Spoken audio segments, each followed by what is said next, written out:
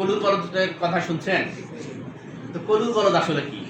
কলুর বলদটা হলো এরকম যে কলু নামে একজন আছে ব্যক্তি, তার একটা বলদ আছে।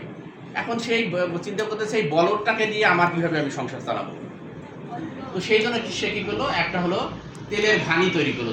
সেই তেলের ঘানির মধ্যে সেই বলদটার কাঁধে জল দিয়ে দিল, তারপরে ওই বলদের দুই চোখে একটা পর্দা দিয়ে দিল।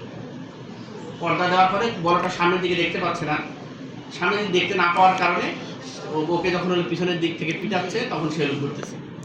এইভাবে কিছুদিন ঘোরার পরে দেখা গেল যে কলুকে আর কোনো পরিশ্রম করতে হচ্ছে না, কলু বসে থাকে আর ওই বলটা চারদিকে ওই জোয়াল নিয়ে ঘুরতে থাকে। কেন ঘুরতে থাকে? তার চোখের সামনে কি আছে, একটা পর্দা আছে, সামনে কি আছে সেটা সে দেখতে পায় না। এখন কি করে, এই কলুর যে বলদ, এই বলদটা ইনকাম করে আর খায় কে? কলু। এই থেকে নাম হচ্ছে কলুর বলদ।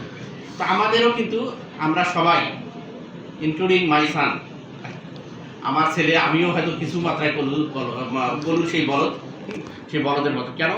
আমাদের সামনে এই যে মোবাইলটা আছে, এই মোবাইলটা হলো কলুর বলদের সেই চোখের মধ্যে একটা পর্দা দিয়ে রাখছে আমাদের। এটা দিয়ে আমি দিনে 16 থেকে 18 ঘন্টা কি করি?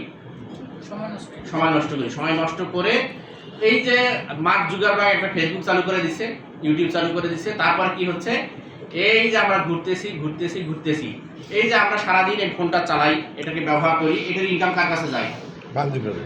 মার্ক জুকারবার্গের কাছে যায়, আমেরিকায় যায়।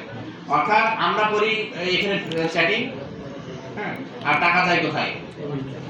কলুর বলদের মতো না? কলুর বলদ ধরে জোয়াল কাঁধে নিয়ে, আর ইনকাম কার কাছে যায়? কলুর কাছে। মার্ক জুকারবার্গ ওই কলুর কাছে যায়। আমরা এখানে ফোন দেখি, স্মার্টফোন ব্যবহার করি, আর টাকা যায় হলো। আবার দেখেন উবার নামে একটা আছে, ঢাকায় গেলে দেখতে পাবেন, বড় বড় শহরে আছে। উবারের কিন্তু একটা গাড়িও নেই, একটা গাড়িও নেই উবারের সারা পৃথিবীতে। এ কি করে, এই আমরাই গাড়ি চালাই, চালাইয়া ইনকাম করে ওই উবারের মালিককে দিয়ে দিই। টাকাটা কোথায় চলে যায়? আমেরিকায় চলে যায়। এই যে আমরা ফোনে কথা বলি, গ্রামীণ ফোনে, তাই না? তো এই টাকাটা কোথায় চলে যায়? নরওয়েতে চলে যায়। এইভাবে সবাই, প্রায় সবাই, বিশ্বের যত উন্নত দেশগুলো আমাদেরকে কি বানিয়েছে? কলুর বলদ বানিয়েছে।